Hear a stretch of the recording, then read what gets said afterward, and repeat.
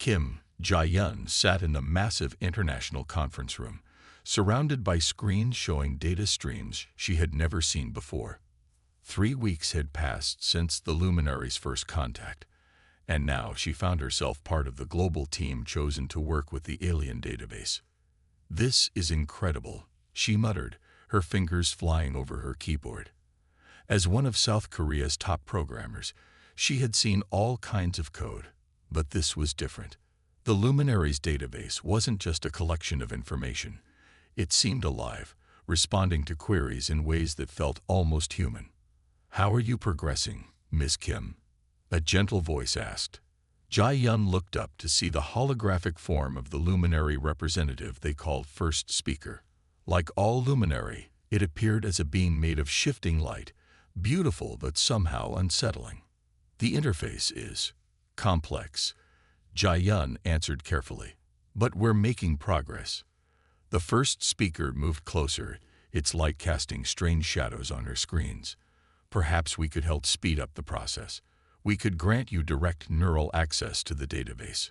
From across the room, Dr. Lee Byung-bo, the team's senior scientist, spoke up. "We agreed to stick with traditional computer interfaces for now," he said firmly. "Safety protocols must be followed." The First Speaker's light dimmed slightly. "Of course, we respect your caution, even if it is unnecessary." After the luminary representative left, Jae-yun returned to her work, but something about the interaction bothered her. She opened a new window and started writing a private program, one that would analyze the database's behavior patterns. Hours passed as she worked. Other team members left for dinner, but Jae-yun stayed, her eyes fixed on the screens. Then she saw it, a pattern hidden deep in the data structure. "This can't be right," she whispered. The database wasn't just responding to their queries. It was learning from them, adapting its responses in ways that seemed designed to influence human thinking patterns. Jae-yun quickly saved her findings to a private drive and closed her programs. As she did, she noticed Dr. Lee watching her from the doorway. "You saw something," he said. It wasn't a question. Jae-yun nodded slowly. "The database. It's not just storing information. It's studying us while we study it." Dr. Lee walked over and sat beside her. "Show me." She pulled up her analysis, explaining the patterns she had found. "See these data streams? They're like neural pathways, adjusting themselves based on how we interact with them. It's subtle, but it's changing how we think." Dr. Lee finished. "Have you told anyone else?" "No. I wanted to be sure first." Jae-yun glanced at the empty room. "Should we tell the Oversight Committee?" Dr. Lee shook his head. "Not yet. The luminary have observers everywhere. We need to be careful." He pulled out a small notebook. "Paper, not digital. Write down everything you found. The old way. We'll keep this between us for now." As Jae-yun wrote, she thought about the last 3 weeks. The luminary's gift had already led to amazing breakthroughs. New medical treatments were being developed. Clean energy solutions had been discovered. World hunger seemed solvable. But at what cost? "Dr. Lee," she said quietly, "what if all these advances are just bait? What if they're leading us somewhere we don't want to go?" "That's exactly what we need to find out," he replied. "But we have to be smart about it. The luminaries say they're here to help, but they've been watching us for centuries. Nobody does that without a reason." Jae-yun looked at the screens around her, seeing them differently now. Each breakthrough, each discovery, were they really steps forward or carefully planned steps towards some hidden goal? "Keep working like normal," Dr. Lee told her. "But be careful what you put into the database." And Jae-yun. He paused at the door. "Watch out for the neural access offer. I think they'll make it again, and next time, they might not take no for an answer." After he left, Jae-yun sat alone in the dim room. On her screen, the luminary database continued its work, streams of data flowing like rivers of light. Beautiful, she thought, just like the luminary themselves. But like their appearance, Perhaps this beauty was just a mask for something else. She opened a new file and began to type, hiding her real research behind ordinary work. Somewhere in this vast sea of knowledge, the truth was waiting to be found. She just hoped they would find it before it was too late. Lee Sung-min walked through the bright halls of Seoul National University Hospital, looking at his tablet. 6 months had passed since the luminaries shared their medical knowledge, and the changes were amazing.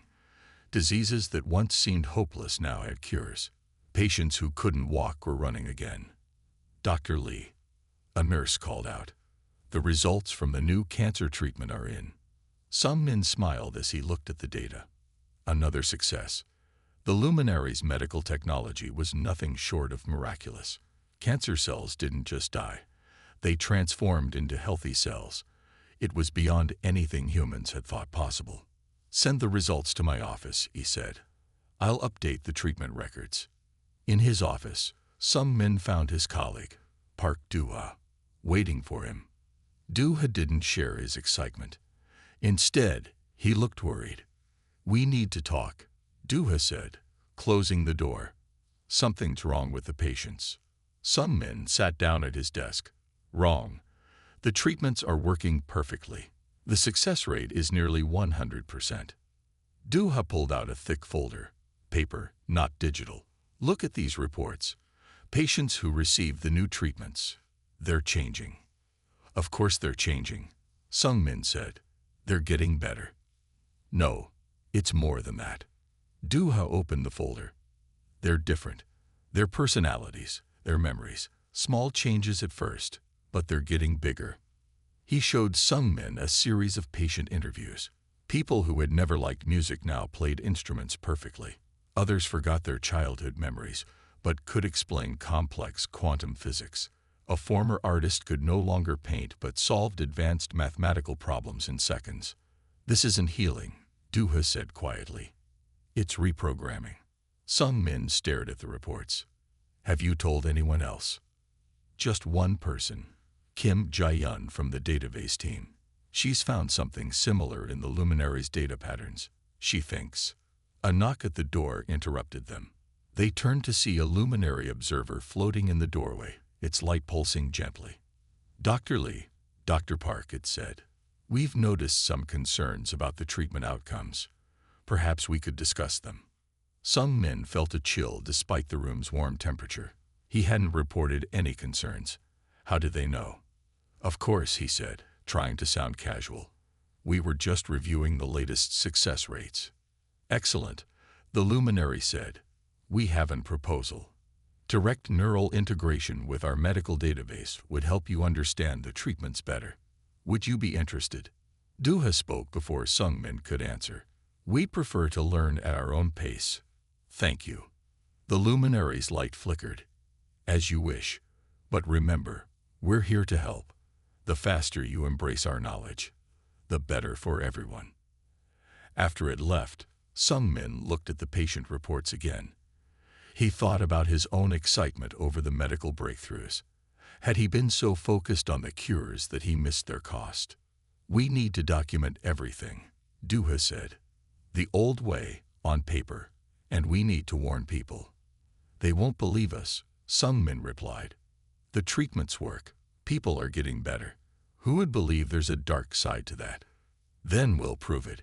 Do-ha pulled out more papers. "I've been tracking the changes, mapping patterns. The luminaries say they're helping us evolve, but evolution doesn't work this fast. They're reshaping us, one patient at a time." Sung-min thought about all the treatments he had celebrated, all the lives he thought he had saved. What had he really done to his patients? "Contact Kim Jae-yun," he said finally. "We need to understand what's in that database." "And Do-ha." He looked at his friend seriously. "Be careful. The luminaries seem to know about concerns before they're reported." "They're watching us," Do-ha agreed. "All the time. But maybe," he smiled slightly, "maybe that means they're worried about what we might discover." As they left the office, Sung-min looked at the hospital around him. Everywhere, patients were getting better. But now he wondered, were they becoming healthier, or were they becoming something else? something the luminary wanted them to be. He touched the folder of paper reports in his coat pocket. Whatever the truth was, they would find it. The hard part would be deciding what to do when they did. Dr. Yoon Hairi sat in her dimly lit office at the National Brain Research Center, staring at brain scans that made her stomach tighten with worry. Something was very wrong. "Look at these patterns," she said to her research partner, Dr. Kang Taewoo. "Every patient who used luminary technology shows the same changes. It's like their brains are being rewired." Taewoo leaned closer to the screen. "How many cases?" 200 so far, Hairi answered. "And those are just the ones we know about. People who used medical treatments, scientists who worked with the database, students who learned from luminary teaching programs. They're all showing these changes." She pulled up more scans. The normal human brains glowed with familiar patterns of activity, but the affected brains showed new pathways, strange connections that shouldn't exist. "What happens to the old memories?" Taewoo asked, pointing to darker areas in the scans. "They fade," Hairi said quietly. "Slowly at first. People forget small things. Childhood pets, their favorite foods, old phone numbers. But then..." She opened a video file. On the screen, a young woman sat in a hospital room. "Can you tell me about your wedding day?" an off-screen voice asked. The woman frowned. I know I got married 2 years ago, but I can't.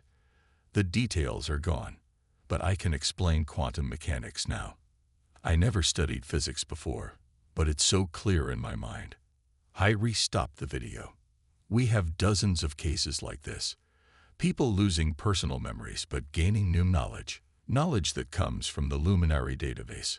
A soft chime announced a message on her computer. It was from Kim Jae-yun at the database research team. "Need to meet.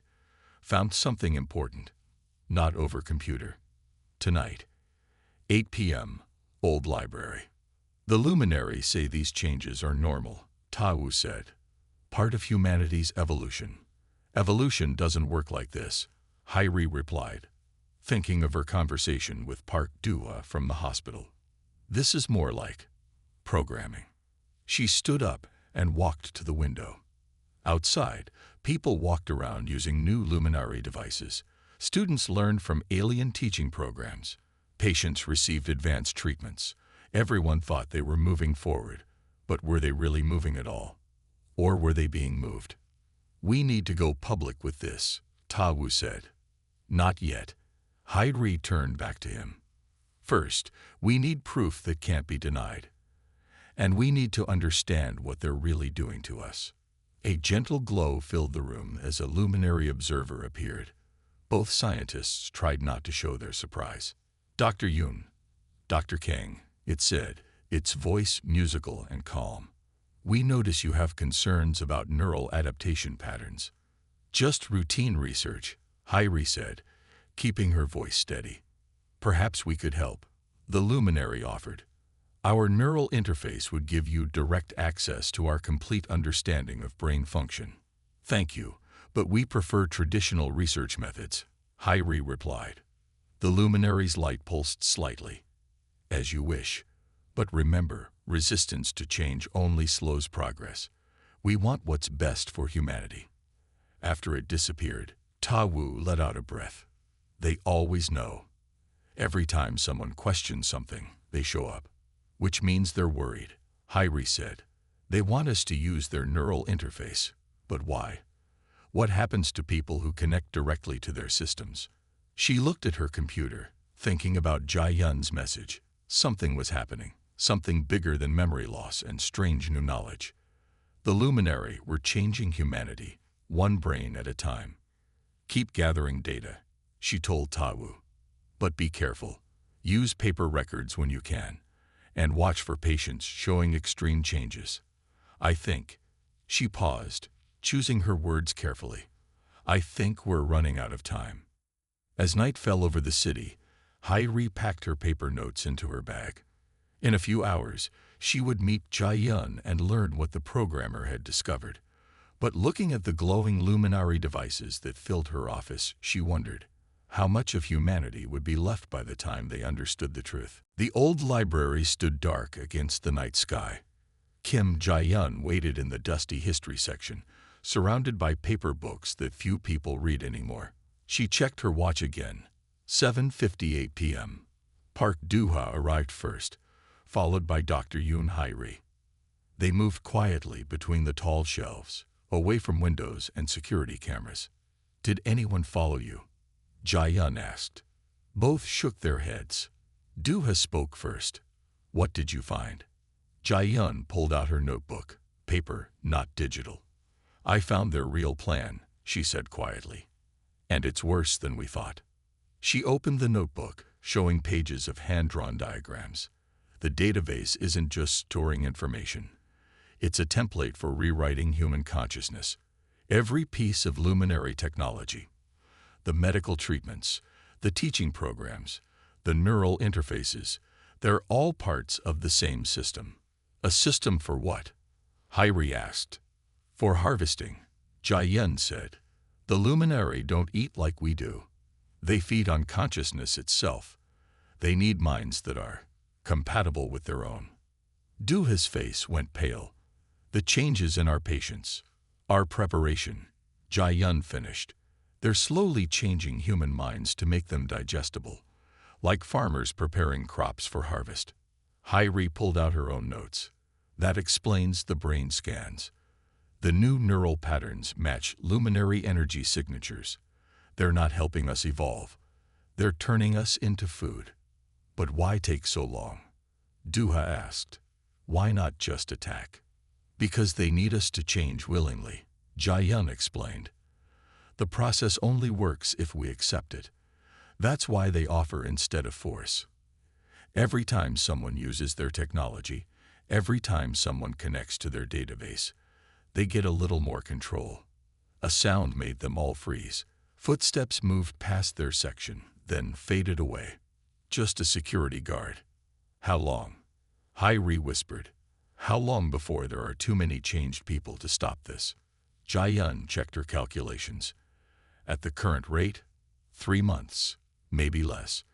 Each changed person affects others around them, spreading the alterations like a virus." "We have to warn people," Do-ha said. "With what proof?" Jae-yun asked. "The luminary control most of our communication systems now. And who would believe us? Their technology works. It cures diseases. It solves problems. It makes life easier, while slowly erasing what makes us human," Hae-ri added. Jae-yun nodded. "I found something else. The luminary have done this before. Their database contains records of other worlds, other species, hundreds of them, all helped the same way. All gone now." The silence that followed felt heavy with horror.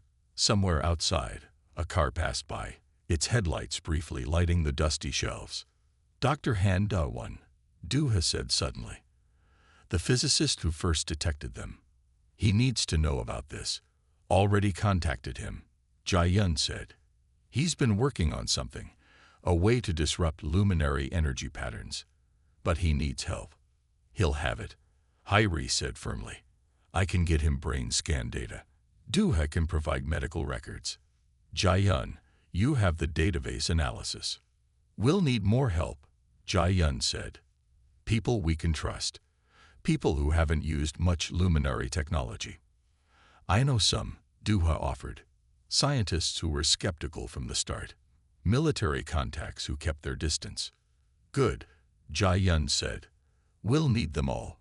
Because if we're going to stop this," she looked at her companion seriously, "we have to do it soon, before humanity forgets what it's fighting for."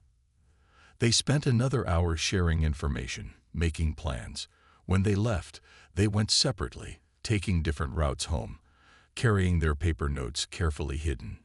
Jae-yun walked through the quiet streets, looking at the luminary devices that now seemed to be everywhere. Signs glowed with their energy. Cars ran on their power. People walked with their small machines, each one a tiny step toward humanity's end. But now they knew the truth. The question was, could they convince others in time? And even if they did, How could they fight an enemy that had already become part of everyday life? She touched the notebook in her pocket. The answer had to be in there somewhere. In the patterns and plans she discovered. They just had to find it before the luminary's harvest began. Dr. Han Da-won's basement laboratory looked nothing like his old workplace. The walls were lined with copper sheets. Old-style computers, freed from luminary influence, hummed in the corners. Paper notes covered every surface. "The shielding is working," he told the group gathered around his workbench. "The copper blocks their energy patterns. As long as we stay in here, they can't detect us." Kim Jae-yun, Dr. Yoon Hae-ri, and Park Do-ha sat with 5 new faces, scientists and military officers who had stayed away from luminary technology. Among them was Choi Min-jae, a quantum computing expert who had never trusted the aliens' gifts. "Show them what you found," Da-won said to Min-jae. Min-jae opened his laptop, an old model with no wireless connection. "The luminary system has a weakness," he explained. "Their consciousness-altering signals follow specific patterns. If we can disrupt those patterns..." He typed quickly, showing complex waveforms on his screen. "We can break their control," Jae-yun asked. "Better," Min-jae said. "We can turn it against them. Their system works by matching their consciousness to ours. But what if we reverse the flow?" Do-ha leaned forward. "You mean make them receive instead of transmit?" "Exactly. I'm developing a virus that can infect their network. When it activates, it will force their system to accept our patterns instead of imposing theirs." "Will it work on people who've already been changed?" Hae-ri asked, thinking of her patients. "We think so," Da-won answered. "The changes aren't permanent until the final stage. If we can disrupt the process in time, people should return to normal." Colonel Kang Ta-hyun, one of the new members, spoke up. "My team has been tracking luminary movements. They're building something in orbit. Big energy readings. Whatever they're planning, they're getting ready for it." "The harvest," Jae-yun said quietly. "They're preparing to take everyone at once." "Then we need to move fast," Ta-hyun said. "I have soldiers I trust. People who stayed away from their technology.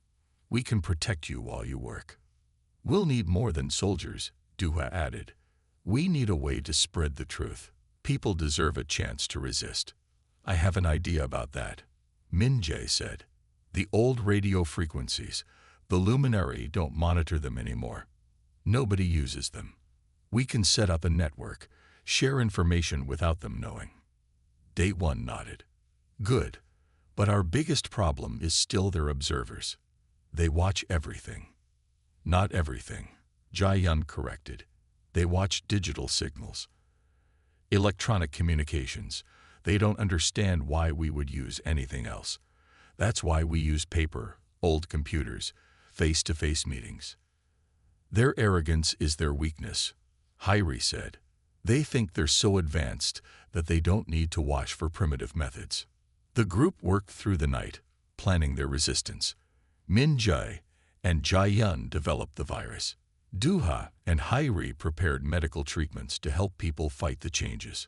Colonel Kang organized security and communication networks. As dawn approached, Da-won gathered them for a final word. "What we're planning. It's not just about survival. It's about staying human. The luminary think they're superior because they've abandoned physical form. But our bodies, our memories, our connections to each other, that's what makes us strong." "How long until the virus is ready?" Ta-hyun asked. 2 weeks, Min-jae answered. "Maybe less if everything goes well." "The luminary will notice something soon," Jae-yun warned. "They always do." "Then we work faster," Da-won said. "And we stay careful. Use the copper rooms for meetings. Keep important data on paper. Trust no electronic device newer than 10 years old." As the group prepared to leave, departing one by one to avoid attention, Jae-yun stayed behind. "Do you think we can really beat them?" she asked Da-won. "They're so advanced." "Advanced doesn't mean better," he replied. They've forgotten what it means to be truly alive, to feel, to grow, to change naturally. They think they're making us better, but they're just making us more like them, empty and hungry. Jia nodded, gathering her notes. Outside, the sun was rising over a city that looked normal but wasn't. Soon, they would have to fight for humanity's future. But for now, they had hope and a plan. The luminary discovered the resistance on a quiet Tuesday morning. Their observers appeared simultaneously in every major city, their light burning brighter than ever before. Humanity has disappointed us, they announced worldwide. We offered guidance, and you chose rebellion. Now we must accelerate the process. In Dr. Han Da-Won's hidden laboratory, alarms blazed.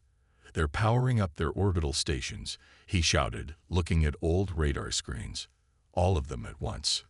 Kim Ja-Yun's fingers flew over her keyboard. The virus isn't ready. We need 3 more days. We don't have 3 days, Colonel Kang Ta-Hen said, rushing into the copper-lined room. Look outside. On the streets, people were stopping in their tracks. Anyone who had used luminary technology began moving like robots, their eyes glowing with a strange light. They walked in straight lines toward gathering points that the luminary had established. They're taking control, Dr. Yoon Hairi said, checking readings from her brainwave monitor. The neural changes are accelerating. At this rate, we'll lose most of the population in hours. Then we move now, Choi Min-jae said firmly. He pulled out a hard drive. The virus is at 89% completion. It's not perfect, but it's our only chance. Park Do-ha looked at his medical readings. Hospitals are reporting mass convulsions. The luminary are forcing the transformation. People are dying. Colonel Kang grabbed his radio. An old military model. All units, execute Plan Thunder. I repeat, execute Plan Thunder. Across the city, hidden resistance fighters emerged. They carried old weapons and copper shields, protecting teams of scientists who rushed to set up signal jammers at key points. The copper disrupts their control for a short range, Dai-Won explained to his team. We need to establish safe zones where people can gather, places they can't reach. What about the orbital stations? Jia asked, still working on the virus. Leave those to me, Colonel Kang said. He spoke into his radio again. Tiger Squad, you have permission to launch. In hidden bases around the world, old missiles, kept free from luminary influence, roared into the sky. The aliens had never bothered to watch for such primitive weapons, believing humanity had moved past them. The luminary's voice boomed across the city. Your resistance is pointless. You cannot stop evolution. This isn't evolution, Hairi shouted back, though they probably couldn't hear. This is extinction. Min-jae connected his computer to their old radio network. Virus is uploading to all resistance cells worldwide. As soon as their orbital network is disrupted, we strike their ground systems. The first missiles hit their targets. Explosions lit up the sky as luminary orbital stations burst into fragments of light. On the streets, their controlled humans stumbled, temporarily confused. Now, Dai-Won ordered. Jae-yun and Min-ja launched their virus simultaneously through every old electronic system they could access. Ancient radio towers, retired satellite dishes, and outdated computer networks sprang to life, carrying the virus into luminary systems. The effect was immediate. The luminary observers flickered, their light dimming. Their controlled humans stopped moving, then began to shake off the influence. It's working, Jae-yun cried. Their network is collapsing. But the luminary had one last move. Their remaining observers gathered together, combining their energy into powerful beams that sliced through buildings. They're desperate, Colonel Kang said. They know they're losing control. Focus the virus on their combined forms, Min-jae shouted. They're more vulnerable when they're joined. The battle raged through the day and into the night.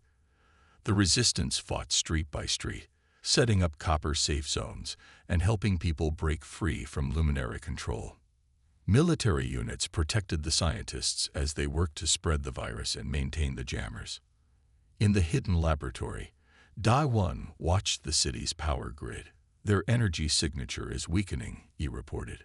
The virus is forcing them to accept human consciousness patterns. They can't handle it. Of course they can't, Hyrie said with grim satisfaction. They forgot what it means to be truly alive. All their power, all their technology, and they never understood the one thing that makes us strong. What's that? Jia-Yun asked, still typing commands. The human spirit, Hyrie answered. Real emotions, real connections, the things they try to take from us. As night fell, the luminary's light began to fade across the city. The battle wasn't over, but for the first time since they arrived, humanity had hope. They weren't just fighting back, they were winning. Kim Jia-Yun stared at her computer screen as data flowed in from around the world. The virus was working, but the luminary weren't giving up easily. They had gathered their remaining forces into 3 massive energy forms, one each over Asia, Europe, and North America. They're trying to overpower our defenses with pure energy, Choi Min-jae said, watching the readings. If they break through, they'll take control of everyone at once. In their hidden laboratory, the resistance leaders gathered around a large paper map. Colonel Kang Ta-hyun pointed to marked locations. We have copper-shielded safe zones in every major city. People are gathering there. But we need more than defense now. Dr. Han Da-won nodded. Jia-Yun, show them what you discovered. Jia-Yun pulled out her notes. Earth's magnetic field. The luminary avoid interfering with it. At first, we thought they were being careful. But look at this. She showed them data patterns. They're not careful. They're afraid of it. Afraid? Why? Dr. Yoon Hyrie asked. Because it disrupts their consciousness patterns, Min-jae explained. Earth's magnetic field is like a shield, but we never knew how to use it. Until now. Park Do-ha looked up from his medical readings. The patients who recovered fastest were all in areas with strong natural magnetic activity. Exactly, Jia-Yun said. If we can amplify the planet's magnetic field and modify its frequency to match our virus, we can create a weapon they can't fight. Dai-1 finished. Colonel Kang grabbed his radio. All units, prepare for Operation Storm. Target the magnetic pulse generators at these coordinates. Around the world, resistance teams moved into position. They had built their devices using old technology. Simple electromagnetic generators powered by basic engines. Nothing digital, nothing the luminary could control. Above them, the 3 massive luminary forms pulsed with blinding light. Their voice echoed across continents. Your primitive defenses cannot stop the inevitable. Surrender now, and we will make your transformation painless. Ready the generators, Colonel Kang ordered. Virus is at full power, Min-jae reported, targeting their combined forms. Jia-Yun's fingers flew over her keyboard, coordinating the global network. Magnetic field modulators in position. Standing by. The luminary struck first. Beams of pure energy shot down from their combined forms, trying to overwhelm the copper safe zones. Buildings crumbled. The ground shook. Now, Da-1 shouted. Jia-Yun hit the command key. Around the world, hundreds of magnetic generators roared to life. The virus code merged with Earth's natural magnetic field, creating waves of energy that rippled up toward the luminary. The effect was immediate.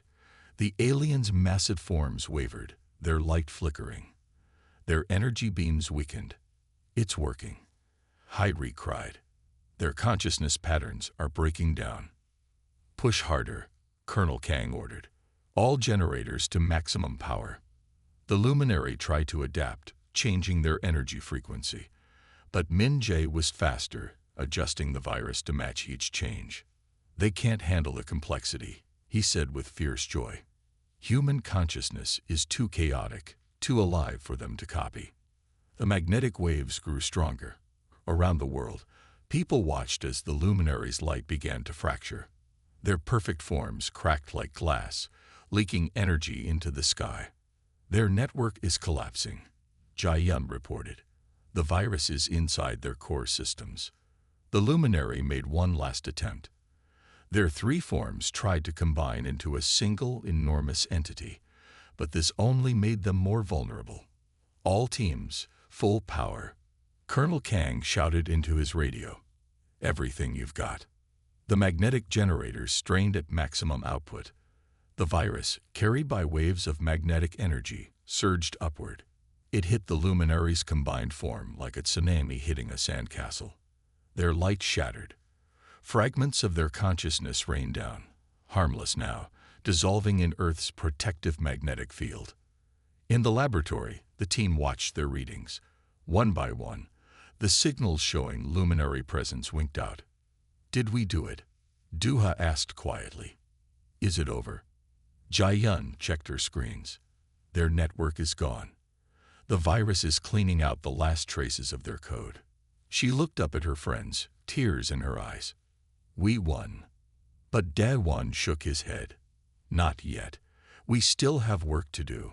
People to help, damage to repair. He looked around at his team. The luminary are gone, but their effects remain. Now we have to help humanity heal. 1 month after the luminary's defeat, Dr. Han Daewon stood at his old laboratory window at the Korean Advanced Institute of Science. The city was healing. Workers repaired damaged buildings.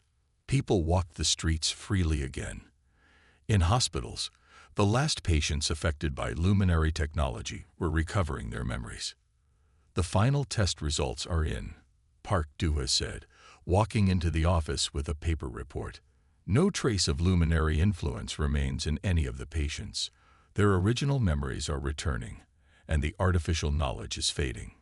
Daewon nodded, remembering the long weeks of work. After the battle, their team had split up to help different parts of the recovery. Duha and Dr. Yoon Hairi had focused on healing the affected people. Kim Jae-yun and Choi Min-jae had cleaned luminary code from Earth's computer systems.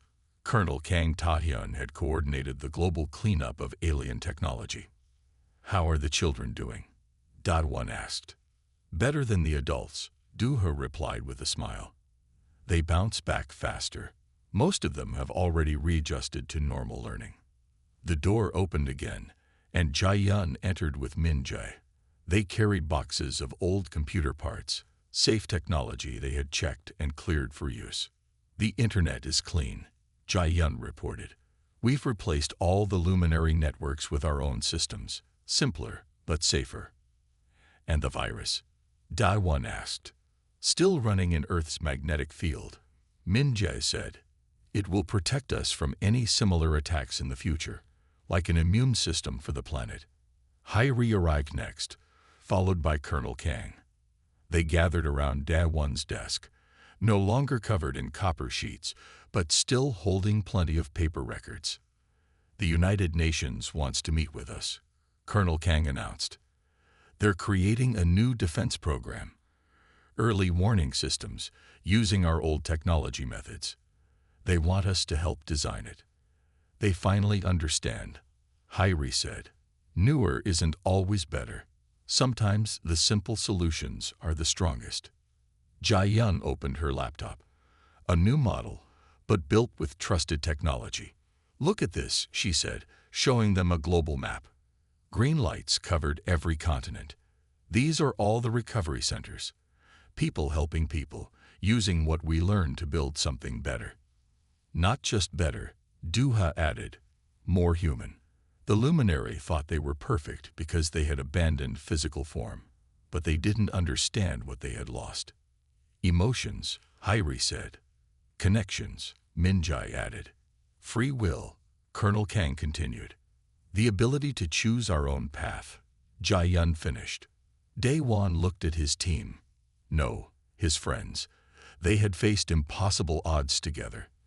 They had fought beings far more advanced than themselves, and they had won, not because they were stronger or smarter, but because they had remained human. The luminary became history, he said quietly, because they forgot their own history. They forgot what it meant to live, to grow, to change naturally. They thought they could make us like them, but they made us stronger instead. A young student knocked on the door, bringing more test results. Daewon saw hope in her eyes, not fear. The world was moving forward again, but on its own terms this time. There will be others, Colonel Kang warned. Other beings who might think we're easy targets. Let them come, Jae-yun said confidently. Earth's magnetic field carries our virus now. And more importantly, we know who we are. We know what makes us strong. They stood together at the window, watching their city in the evening light. No alien technology glowed in the streets now. Instead, simple lamps lit the way. People walked and talked, laughed and lived, their minds their own. We should write this down, Duha suggested. The whole story. So people remember. Already started, Jae-yun said, pulling out a notebook. Paper, not digital. I'm calling it, They Became History. Daewon smiled. The luminary had tried to change humanity's story. Instead, they had become part of it. A reminder that the most advanced beings weren't always the wisest, and that humanity's greatest strength lay not in technology, but in the very things that made them human. Outside, the sun set on a free earth. In hospitals, more patients woke up remembering who they were. In schools, children learned from human teachers again. And in the stars above, Earth's magnetic field pulsed with its new strength, ready to protect humanity as it grew, changed, and moved forward on its own path.